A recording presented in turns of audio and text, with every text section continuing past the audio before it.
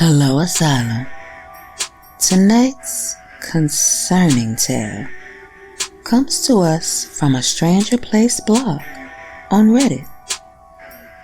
It's called "The Family Vlogger I Work For Has Gone Missing." I'm definitely overreacting, but I feel like something is off. I checked my phone again. Hey, I texted her at 9:45 a.m.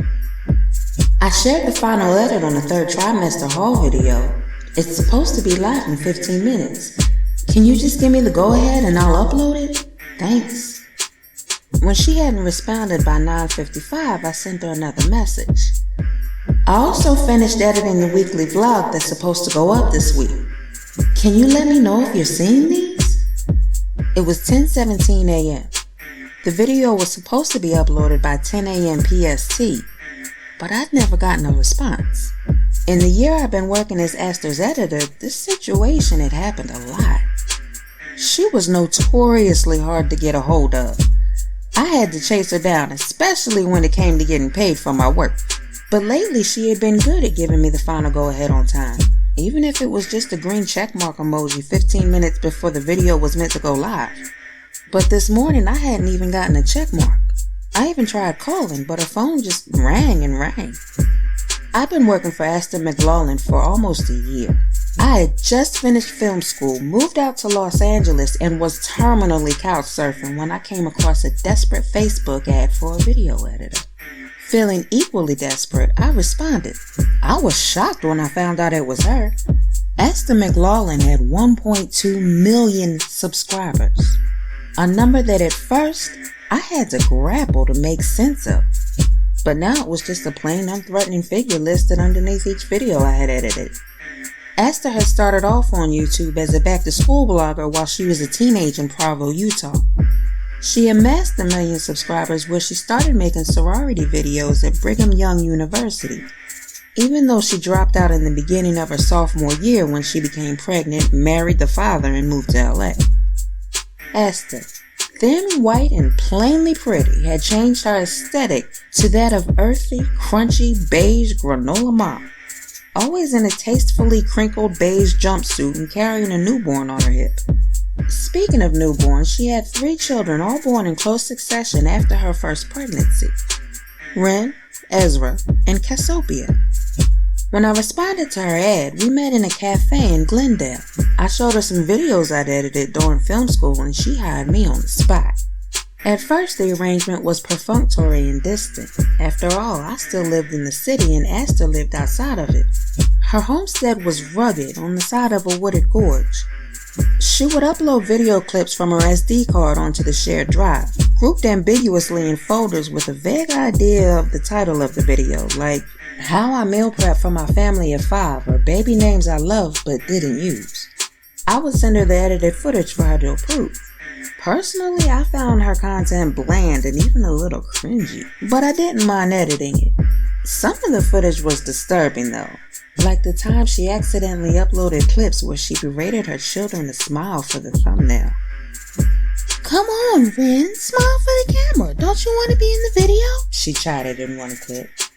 "No!" Ren screamed and wailed. She was 4. "Mommy will put you in timeout if you don't come here and smile," said Esther. Ren continued to scream. "Mommy's going to spank you if you don't do it." I physically recoiled from the screen when I watched that and deleted the segment right away. It wasn't a big deal though, I convinced myself. I'd probably been spanked as a kid for something even more trivial than not smiling. But Esther's subscriber count had continued to decline since her last pregnancy. Her content was propelled by her children. Her Instagram feed was littered with their little heads with flowers in their hair or clothed in linen smocks, eating little bowls of oatmeal with berries on top. A lot of people were uncomfortable with family vlogging, especially when it was so toddler-centric, and the comments section always contained an ethical debate. Once, shortly after I started working with Esther, she came under fire for posting a shirtless picture of her daughter Ren, who was 3 at the time. Her followers were quick to point out that. No matter how Aster viewed nudity, posting a picture like that online was ensuring that it fell into the hands of creeps and perverts. Please help me write the apology, she had asked me. You need someone with PR skills to do that. I don't have any experience with that, I said. But she insisted, and eventually I gave in. Even though I found Aster completely unrelatable and even distasteful, I refused to leave the job as her video editor. I worked full-time on top of it because she barely paid me enough to scrape by, and even that I had to haggle for. Part of my draw tour was the same draw that kept everyone else watching. I couldn't wait for the next spectacular fuck-up, and when it happened, I thought I could make good money selling my side of the story to some lowbrow tabloid. But something had changed between Aster and me about 10 months ago. She started coming to LA regularly to meet with me. She said it was about the vlog themes or something, that she wanted her channel to go in a new direction. But when we met, we only spent about 5 minutes talking about it. Afterwards, Aster nodded awkwardly, taking consecutive sips of her oversized and overpriced latte. Have you ever been to an infertility clinic? She asked me out of the blue. Her round eyes were piercing. No, I've never been pregnant, and I've never tried, I said. I've been trying to get pregnant again for like 5 months. She laughed nervously and her hands fluttered up to her face. Her slim neck was getting red and blotchy. We've been trying different infertility clinics, but no one will take us because I had 3 kids so close together. They said to wait at least another year before I try again. You know, to give my body a break. But I'm so impatient. In my head, I immediately assumed she wanted to get pregnant again to revive her content, and hopefully her subscriber count, which had tanked. I was aware this was a wicked judgment to make, but probably an accurate one. Well, your body probably does need a break, I offered. Oh, but it's fine though, because we finally found a doctor who wants to start IVF right away. Oh, I said, trying to feign enthusiasm. She looked down at her lap. But I'm not going to make any vlogs about IVF or anything. I would rather not make the infertility thing public, if that's okay. Aster peered up at me as if she was asking my permission, but I had already signed an NDA form. She called me weekly after that, always under the guise of updating me on the vlogs. But the conversation quickly devolved into updating me on her rounds of IVF. How strange her doctor was and eager to continue treatment. How there were weird posters of animals all over the clinic and how her husband Isaiah was largely disinterested in the process. It occurred to me that Aster must be incredibly lonely, and I was the only other woman in her life that she felt she could talk to. Shortly after this, Aster did get pregnant. Her due date was April 15th, which was now only 3 weeks away. Shit, what if she's in labor and that's why she's not responding? I was pretty sure she or Isaiah would have texted me in that case. I tried calling him. No answer. I try again. Nothing. Just eternal rings. I dialed the number for the hospital she's meant to give birth at. The woman on the other end of the phone answers curtly. Hi, my name is Kelsey Enfield. I work for Aster McLaughlin. She's pregnant and she's due in a few weeks and I can't get a hold of her.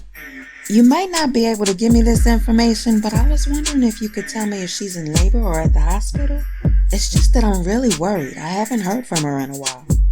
The woman texts, McLaughlin. Ashley McLaughlin. Ashton McLaughlin.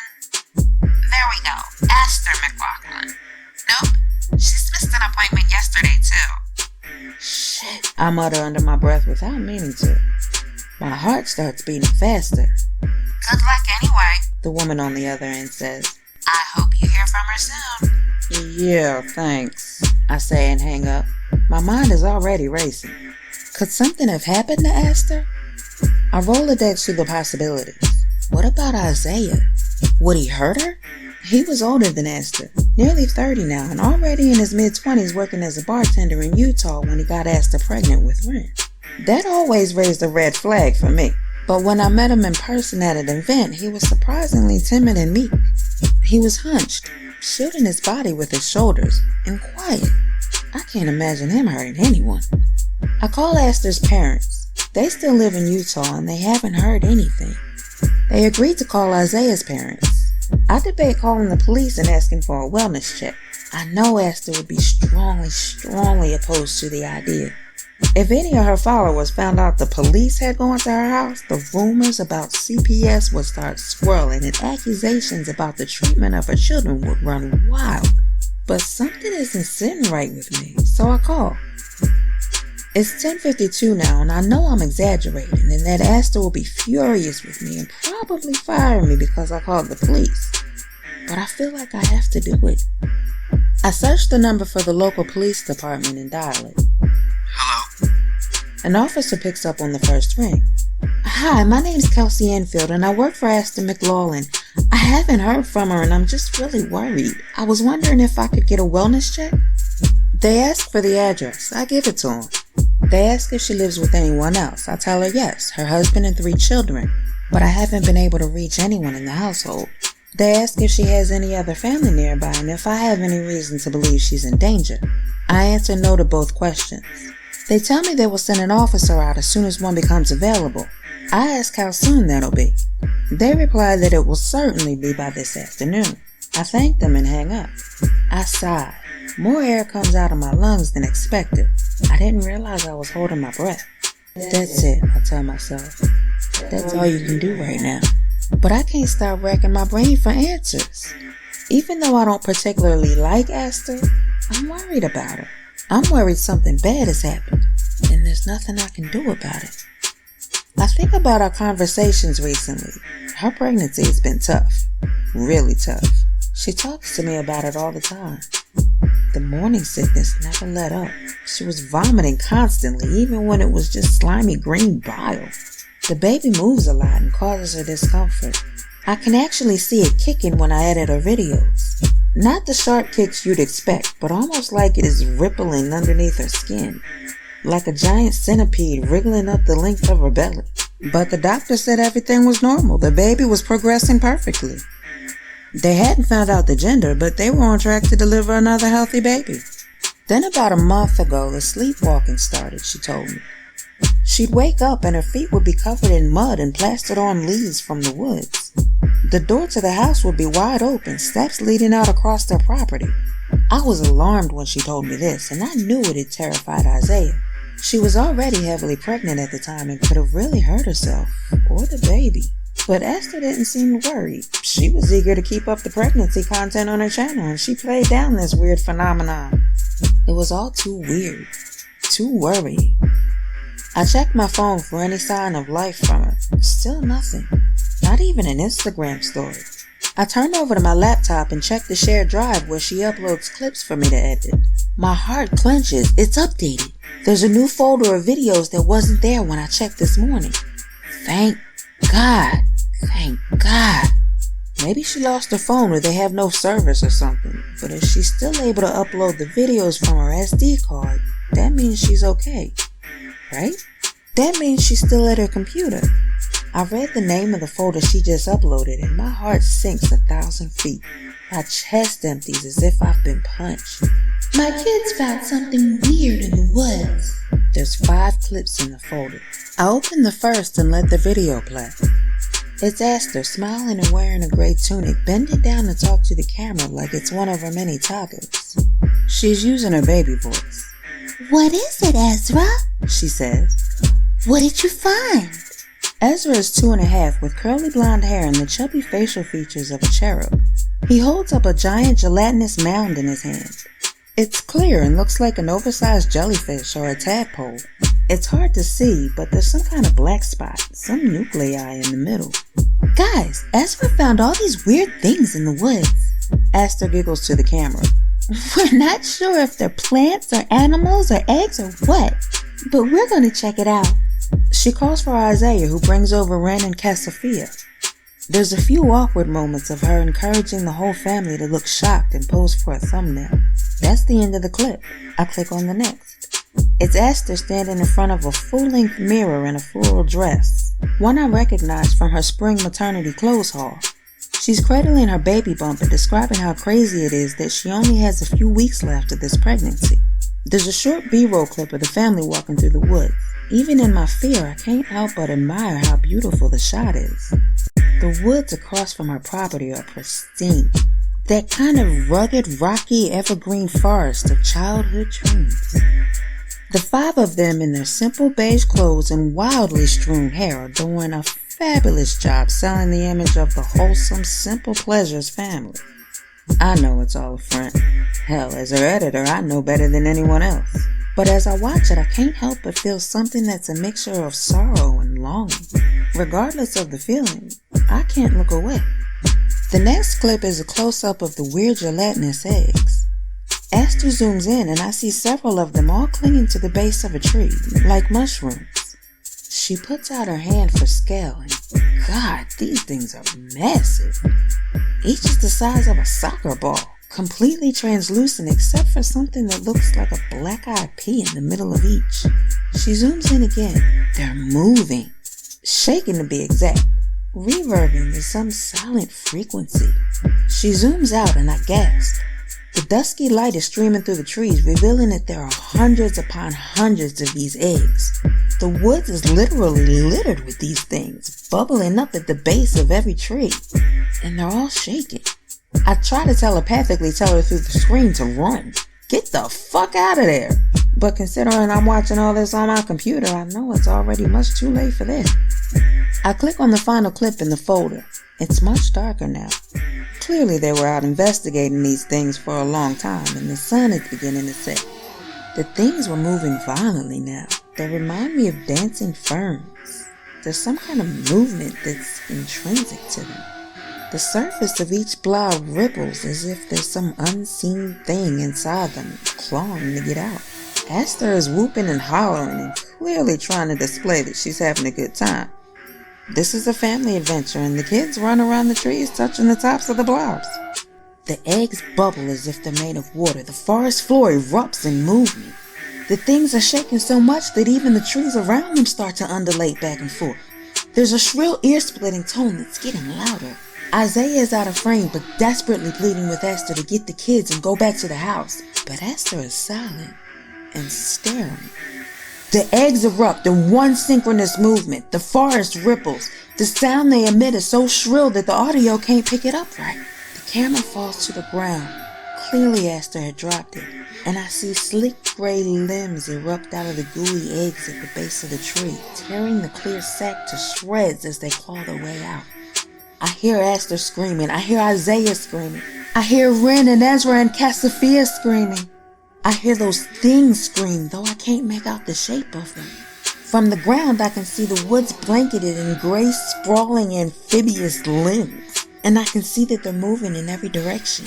The screen is black for a few moments, and the clip ends. I pick up my phone to call the police.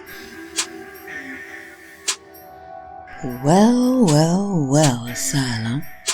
I guess that's one less family channel on the tube. You've heard of that saying, curiosity killed the cat?